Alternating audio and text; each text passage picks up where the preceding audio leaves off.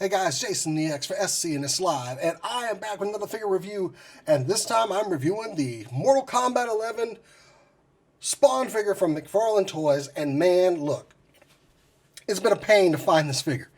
I know he was supposed to originally be available at Walmart's. That did not happen. You go to Walmart, you put in that number, and you get a Borderlands figure, which is from McFarlane, but not a Spawn figure.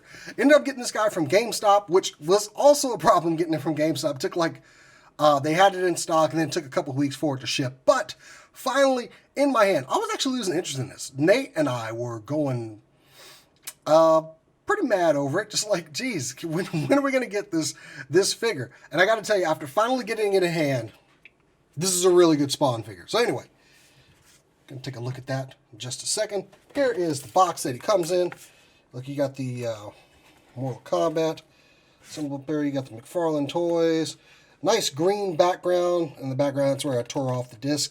Got some imagery of Spawn. If you turn to the side, you get the full look of them. Got to look at the figure on the side there as well. Mortal Kombat on the side and on the back. You've got your Spawn. 22 moving parts. Parts of articulation. And, you know, McFarlane Toys. All that other crap. So anyway, back to the figure. And man, I don't like 7-inch figures. I'm the 6-inch scale guy.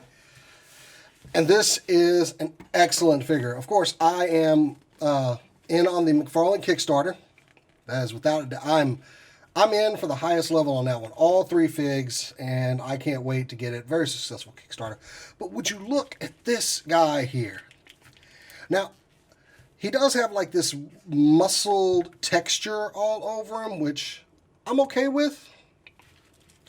I didn't know if I liked it looking at it before the figure came out, but man. And also, one of the things I hate about McFarlane figures, you know, I should have just thrown that box to begin with because I tried to set it next to me and it fell over anyway. So I should have just thrown it like I normally do. Anyway, but this is an excellent figure. The thing I hate about McFarlane figures is they aren't very posable. Or, you know, even in the case of Spawn here, they can't get their hands all the way down to the side.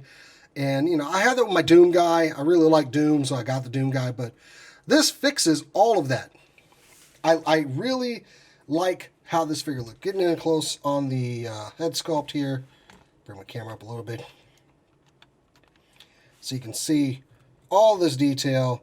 The cape is of a very soft plastic in some areas. Of course, where it's thinner, it's a lot more movable. Where it's thicker, I mean, it's a pretty soft cape, but you're not going to get a lot of posing out of it. It is connected to the back, as you can see. There's like a block or something on his back. I don't like that, but you know, he does have these short chains. I kind of wish he came with long chains, but you got the Malbolgia symbol there. You've got his gauntlet, which looks really good. So you got that little hook at the end. The hands, the fingers, and then talons. This is so good. With the weathering on the gauntlet and the gouges in it. And coming over to the other side, he's got that band of spikes around the bicep. There's that, well, forearm guard. And, of course, yeah, I'll get to his accessory in a second. But more of those fingers. And both hands can hold the sword okay. You can see he's got that ab joint here. Got the belt, nice, it's a soft plastic, and if you leave this guy in different positions, you know, like if you take advantage of the massive posability it has, you can flex these out of place. This is all a rubber piece, so, you know, it's all kind of, it helps to keep the look of the figure. Look, now you got more of that texture design. You got the pouches on the thigh, on the side you got the spikes on the feet, more of the, and then you got the big boot, which is actually hollow. This foot is still posable, even with that big boot on there. Then you got the tabs and the cape. And of course, this is from the Mortal Kombat 11 gang, which Spawn is in there, voiced by the great Keith David. And it is great. So the figure also is a little top heavy. He can tip back while you're trying to stand him. I got mine standing pretty good, actually, right now.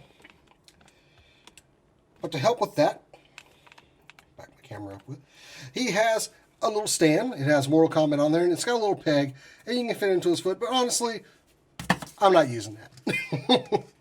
It's there if you need it. I'm not going to use it. Maybe if you want to do some one-hand or one-legged kicking poses. The other accessory he has is this sword that he uses in the game.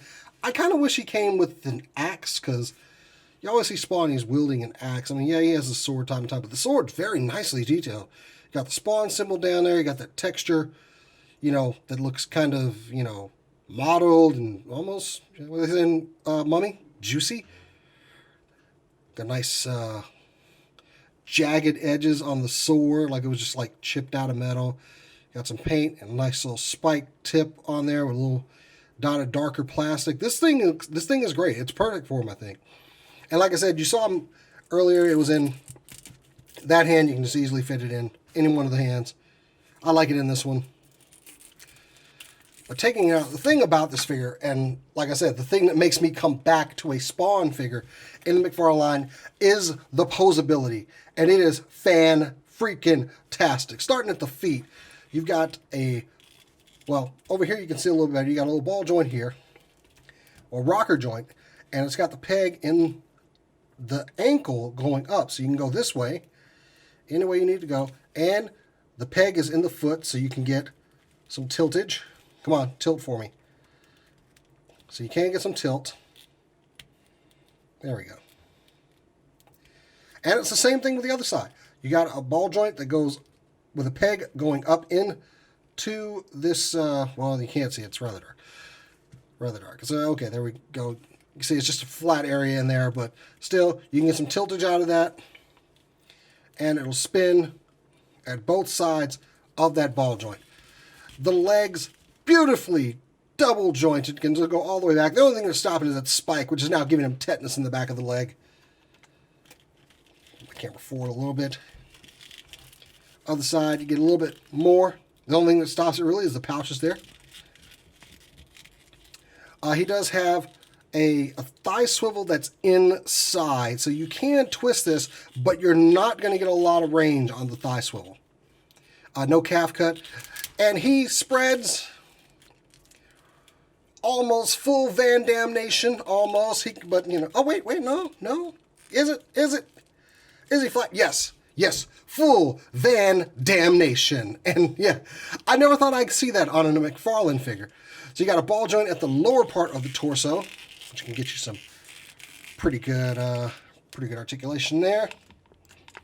This camera, I'm going back to my old tripod. I like it better with this new booth and everything. Actually, I'm going to move this forward. Get the lights in there. Got a ball joint in the torso up here. You got this nice soft kind of plastic between the chain. The arms go out about that far. He does have butterfly joints. Look at this, butterfly joints on a Spawn figure. This is great. And my phone's going off. Got a twist at the biceps. You got the bicep cut right there. Double jointed elbows. The wrists have a ball joint with a peg on both sides, so it twists on both axes, so you can get this guy to move that ball joint, so you can get different axes on the wrist joint. So if you want to just have that and jab this in someone's eye, there you go. And the ball joint at the head, I want to say this is, I think it's a double barbell in there, but I can't tell because they really covered up that neck joint very well. So that's about as far forward as I can go, and I can go about that far back. So you can look up pretty good. Looks up like he's about to throw down with Melbolgia.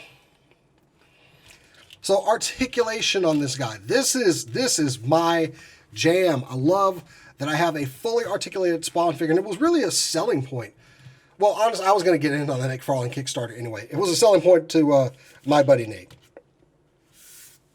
Now, comparison-wise, here he is next to my boy, a 6-inch Marvel Legends. And, of course, I set this up.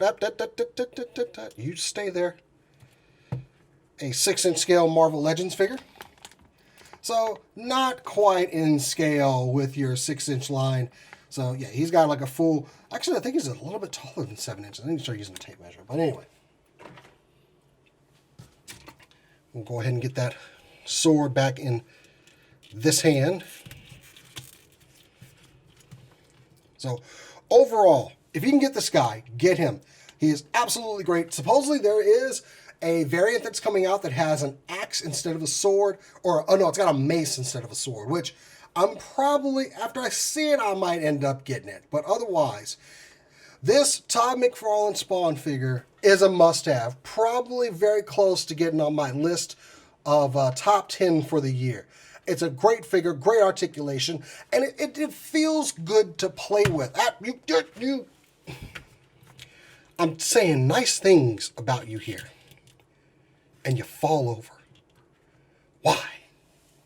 So yeah, bottom line, this is a good figure.